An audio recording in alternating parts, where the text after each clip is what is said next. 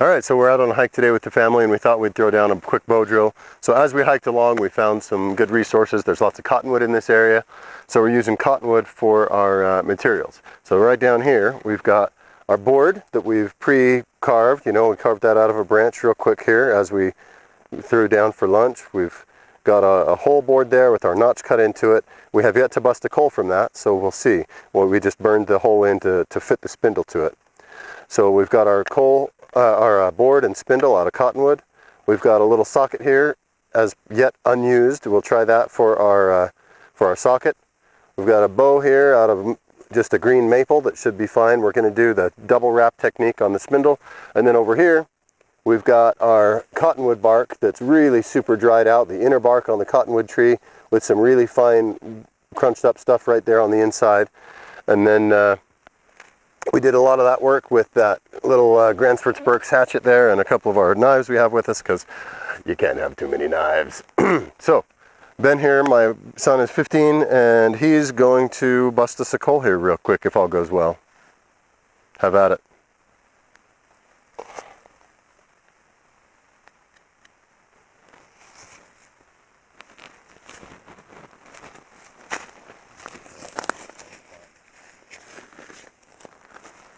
So you do a double wrap on the spindle. There's a couple of benefits of that.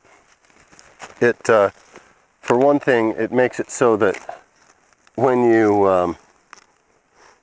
you're turning the spindle, it's less likely to slip, and it's also provides a little bit more friction right around there, so that the tension on the bow doesn't matter as much because it doubles the amount of friction when you do a double wrap like this. So that's nice. Other key technique things here that I'm going to show you. A lot of people, when they go to start doing this, grab the middle of the bow right here. You got to grab the bow all the way at the end because that gives you the best range of motion. Another thing, not to embarrass my son here, but look where he's holding this spindle. It's way out here. And let's do this. Let go, flip it around, grab it again. With it closer to the back side of your palm so that the spindle is actually way back here closer to his wrist. And his wrist is locked into his shin bone. So the shin is just like a tree. This is like the trunk that provides all the support. You lock in your wrist, like right where your wristwatch goes, you put that right up against it. Not out here, not up here, not hanging free, because then you don't have the strength. But if you really lock it in there tight, then that'll reduce the wobbling, which increases efficiency, which makes it more likely for you to get a coal. So we've got cottonwood board, cottonwood spindle, oak socket, maple bow with the double wrap on paracord, and first time effort with this fire set that we just made in the wild. All right, let's see how it goes.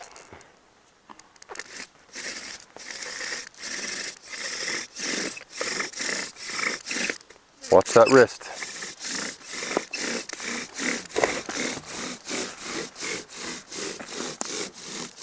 Got some good smoke there, nice long strokes to the bow, excellent. There might be a coal there, I don't think so though, not quite yet.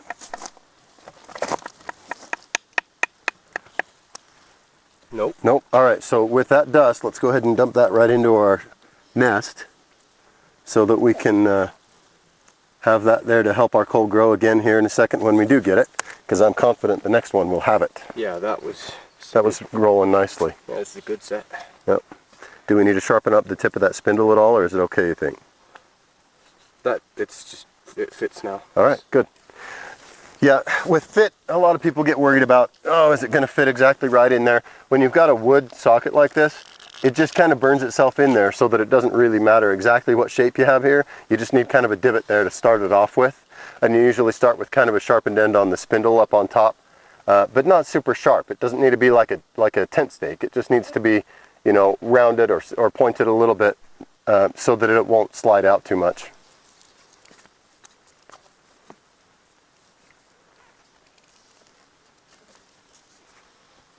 Alright, this is a really thin fireboard. I hope we don't burn through it. Yeah, we might burn through it on one coal. I'm a little bit worried about air getting in there to our spot, so I'm just going to flatten that out a little bit.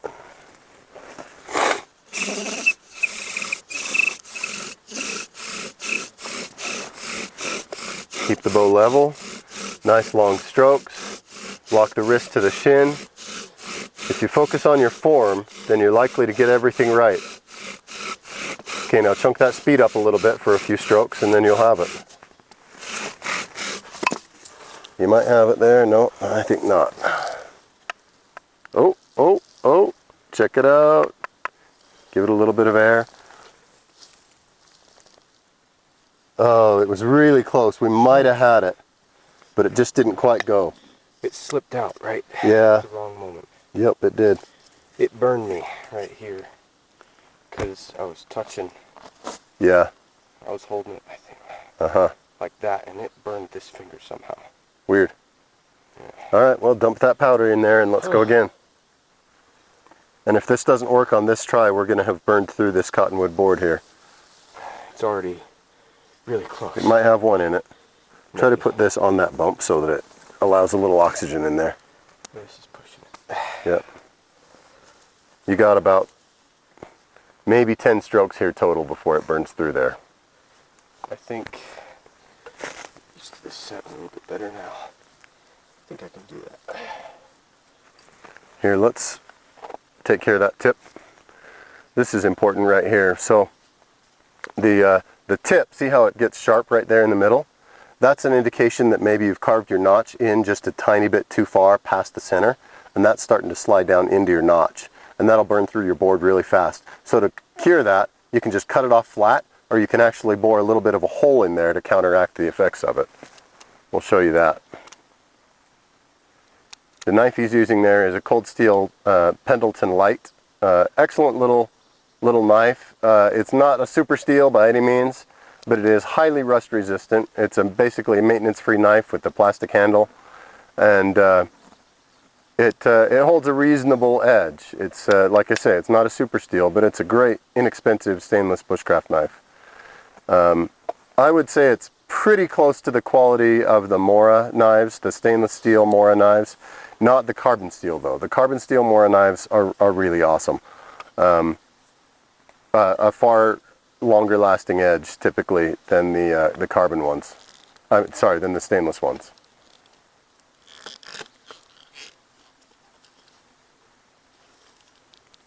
All right, one more attempt on this hole, and if this doesn't work, we'll have to go to the next one.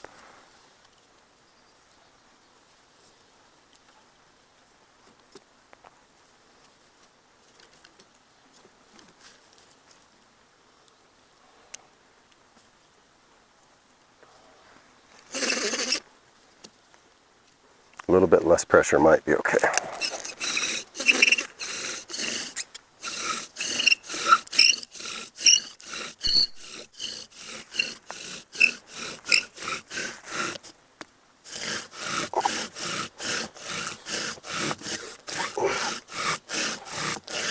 Less pressure, more speed.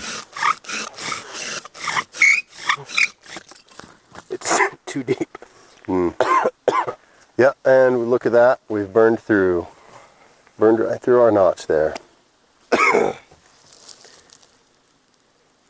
there's a coal there.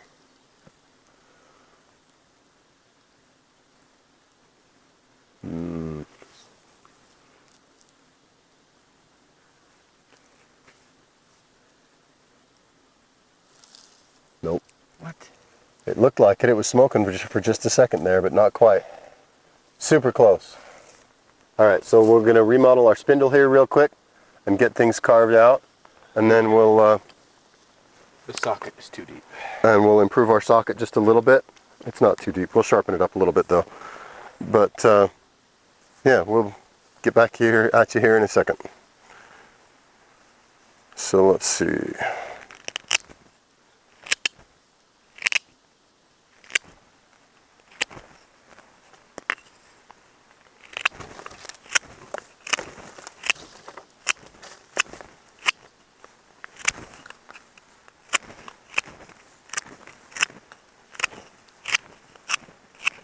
Do you want to burn this one in and then I'll bust, or do you want me to burn it? Kind of want to do both. All right. Because I want to get it. Now that I just failed. You know, there's something therapeutic about failing and then succeeding afterwards. Yep. After you continue to try. Our board here is just a little bit thinner than maybe would have been ideal.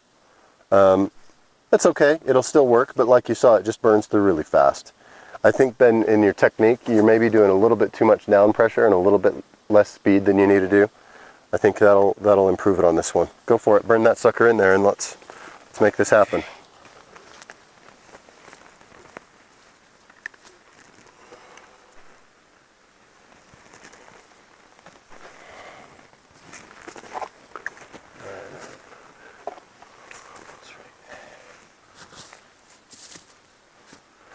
I noticed several times on your sandal, your chacos, your bow came back far enough that it snagged that. Yeah, it did. Do you want to go barefoot on that and avoid the hassle? That's a good idea.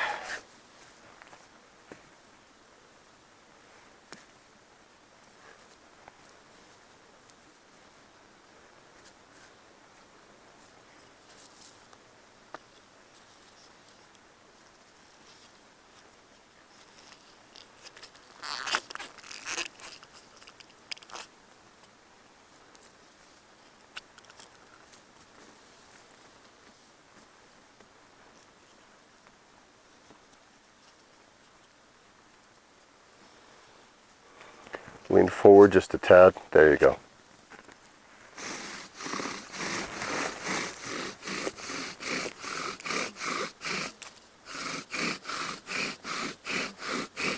Let's give that a look. I think you're there. Yep. If you go too far when you've got a thin board like this, you know, you'll just burn through it too fast. I'll work the spindle while you carve the notch.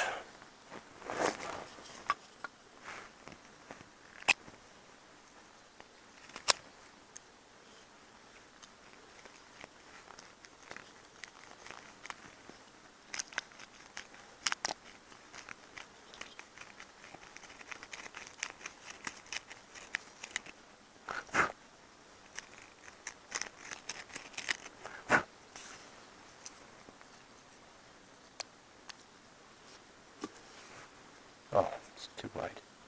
Yep. Spindle might pop out of that. But we'll give it a shot.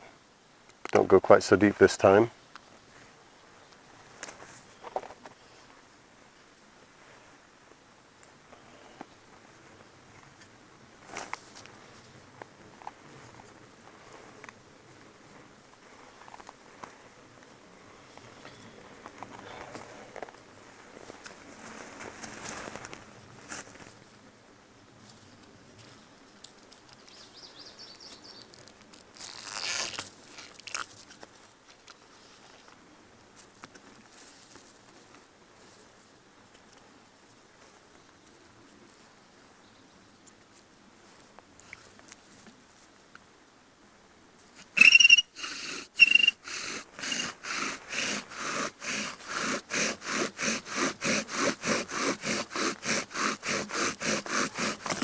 Very good, very good. You might have it.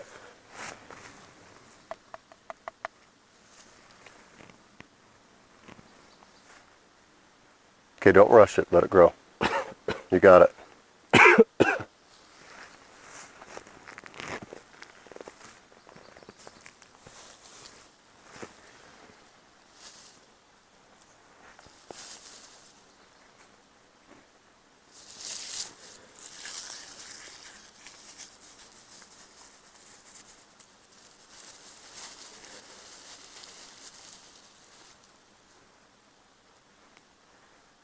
Okay, that's pretty good. I think we're ready to dump that. You could let it go a little bit longer, but if you wait too long, then you end up losing some of your material in your bundle.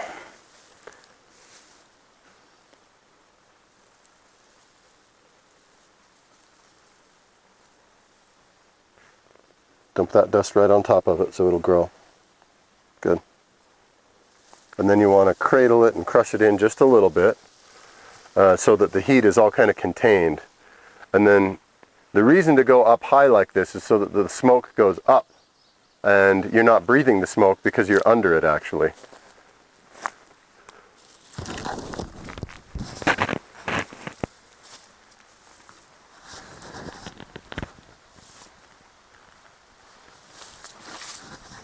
And you want to blow on it just enough so that you can watch it grow inside there. Just so that you keep it glowing in there, letting it heat things up, doing its job.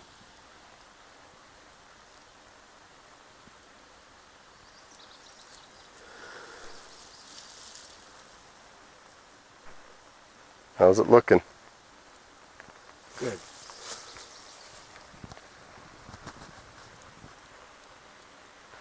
An alternate technique that a lot of people like to do when they're out of breath after working hard to bust a coal is to just wave it around in the wind a little bit. It's gone. Oh, give it to me. It's not gonna work. Yeah, it's gone. So,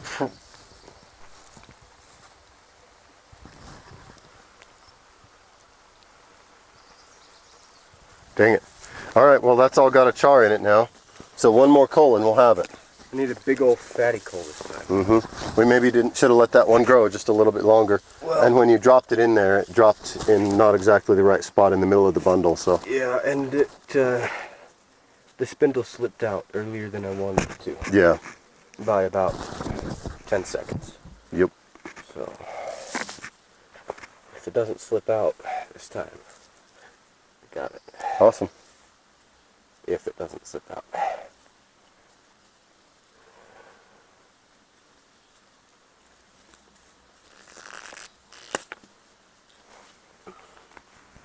Oh, your notch is not quite good enough, I think.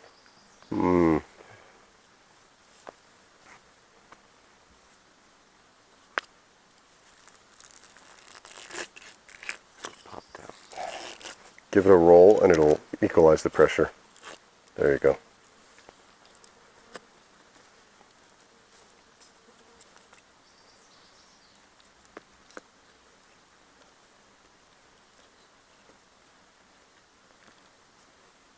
All right.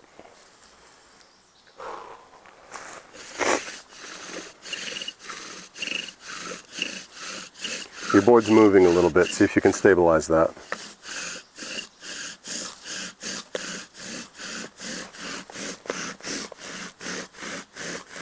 Oh, it's hot on my foot. Yep.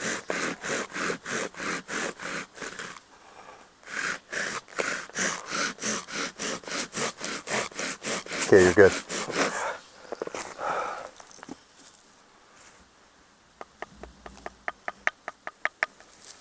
Broke Dang apart. it. I think I can move this in a little bit. Back together.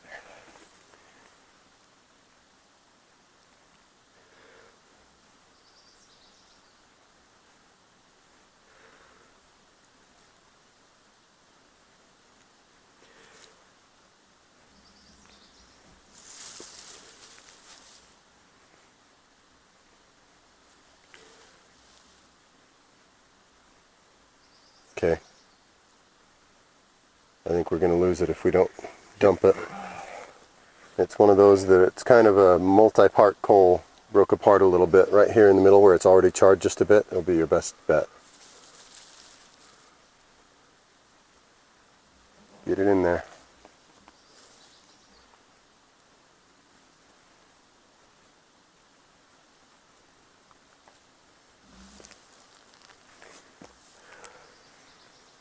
Don't crush it.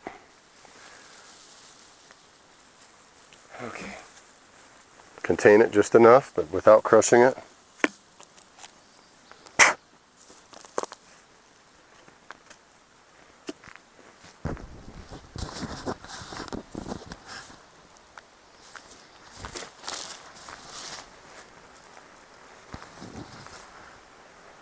Can't see it. Keep it smoking. There we go.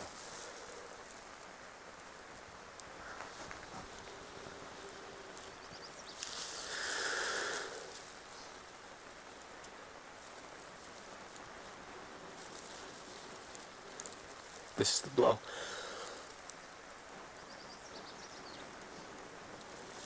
Nice. All that smoke. There, we got flame. Well done. All right, get it over there in our pre-prepared fire area. Get some sticks on top and we're good to go.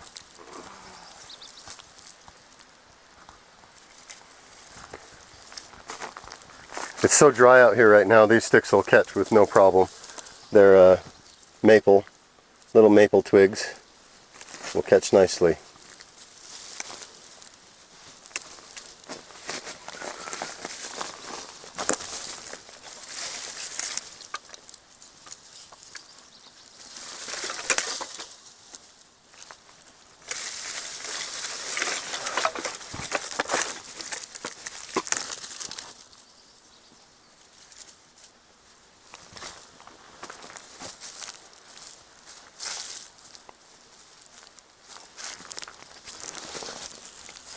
Give it a blow from that side.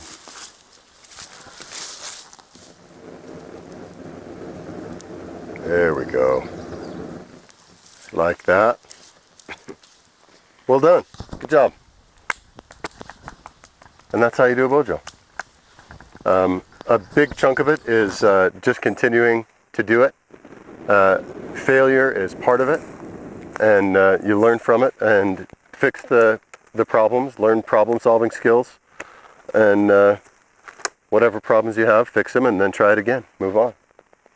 So just by way of demonstration, I do happen to have some more bark over here, and I also do happen to have right here on my knife sheath a fire steel. And as hard as that was to get that fire going, it worked. But watch this. So you've got your tinder. Basically all you need to do is prepare your nest very similarly to the way you do with a bow drill.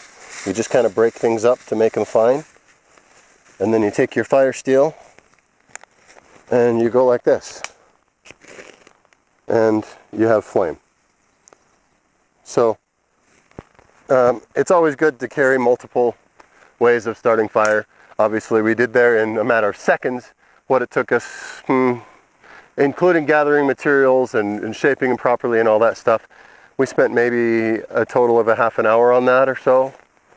And you know, but we had the stuff with us where if we needed a fast fire, you got it. It's right there. So I always recommend carrying a fire steel or a lighter or both, plus having the knowledge to be able to create the fire with the bow drill. So anyway, have fun out there, guys. This is a little fire expedition. Thanks for joining us. We're going to roast some hot dogs.